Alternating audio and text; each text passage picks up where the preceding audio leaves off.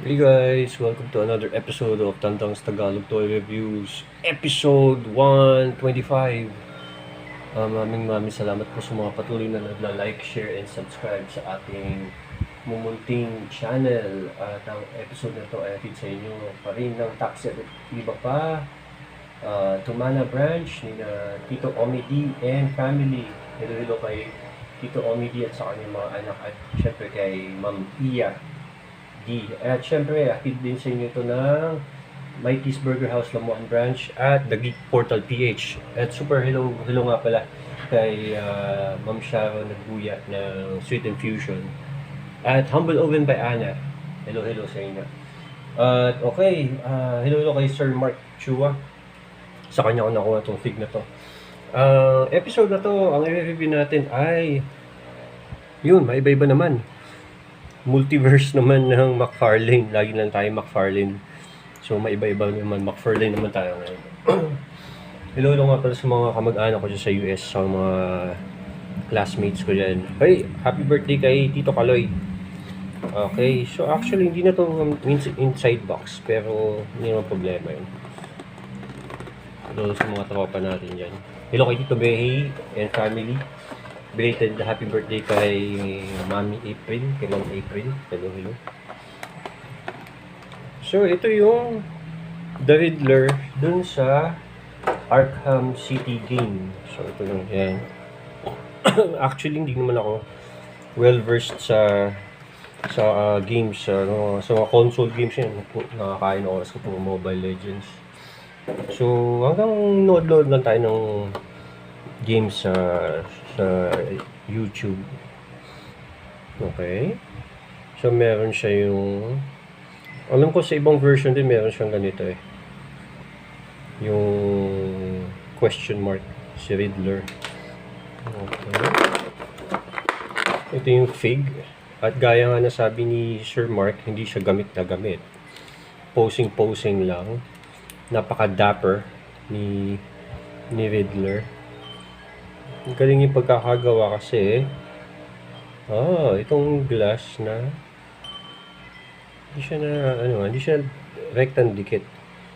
So hindi natin alam kung may mata talaga. Actually wala. Sobra na yun pag may paint pa sa loob nun. Sobrang angas na nun. So, Riddler. Siyempre tatanggalin natin itong maraming salamat pa nga pala doon sa mga patuloy na sumusubaybay doon sa Pinoy Batman series ko. really appreciate the love and support. Kung palagay nyo makakapagpasaya ng kapwa yun, feel free to share. Wala namang problema. Hello kay Tito Jeff Flores at sa kanyang mga pamangkin. Sina Rosana, si Aleli at nakalimutan ko yan. Grabe. Meron siya pamangkin yung makulit, yung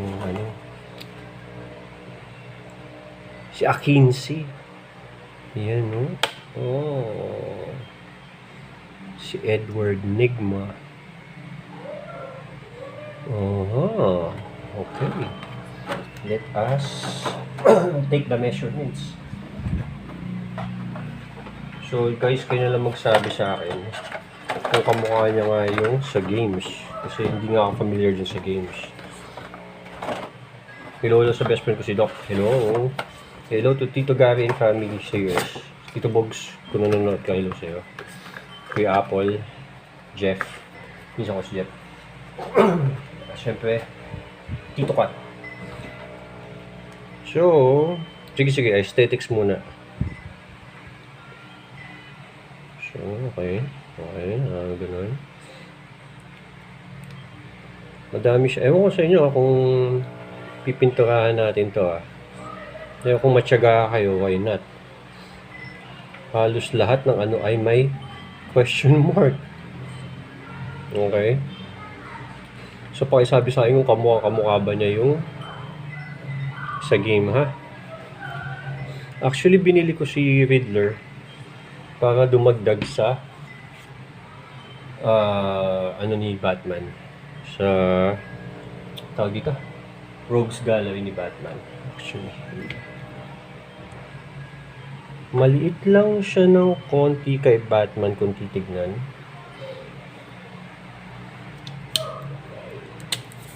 Siya ay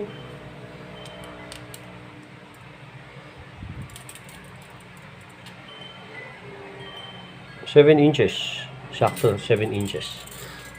Okay. So, pandagdag ko siya sa Rogues Gallery ni Batman.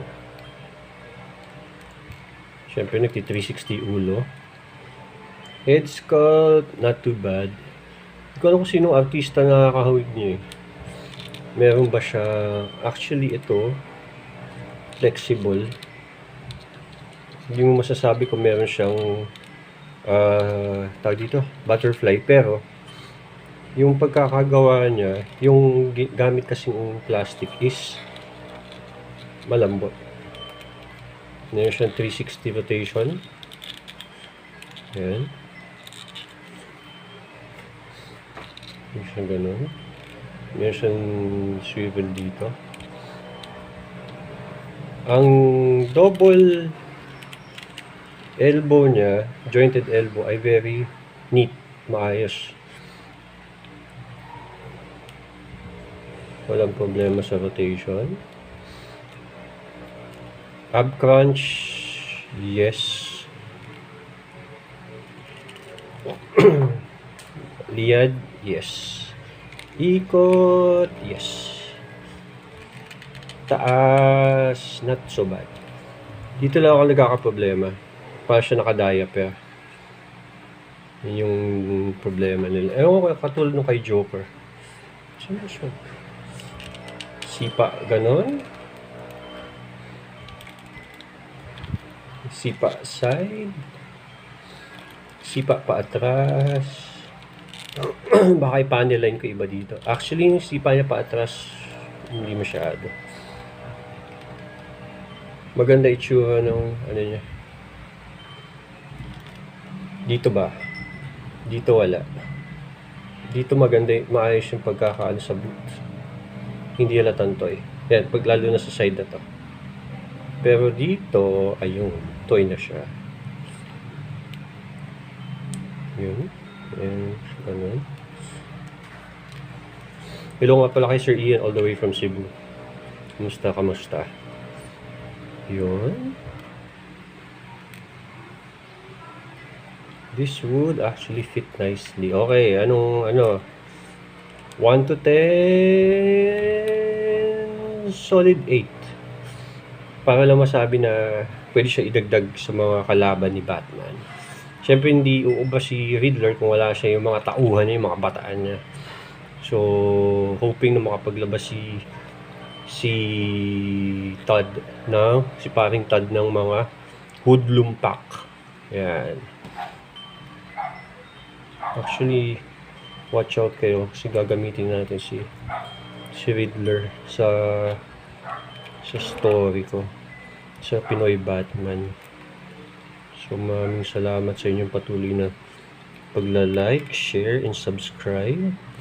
Share nyo din itong channel ko para dumami din yung mga subscribers. Once again, ito ang inyong Homeboy Squad.